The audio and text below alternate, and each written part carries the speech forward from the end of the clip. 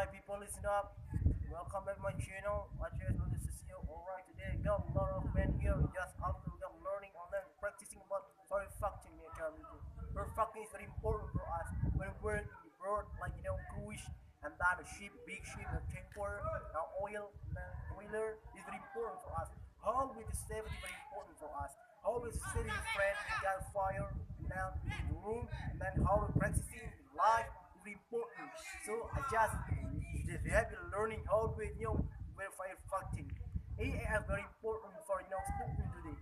I am here now in Intermediate Village, just in 2 weeks, 15 days learning that how is it fight basic training safety, basic safety training, and then is SST, safety awareness training, and then AFF. This is very important elephant firefighting, you know what? But can you imagine that?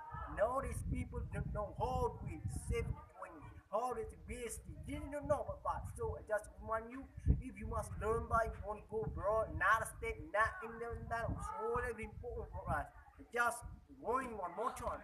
If you want to learn that, you must, because when you go abroad, you get ocean, no one can help you, no one can that's driver, you're important.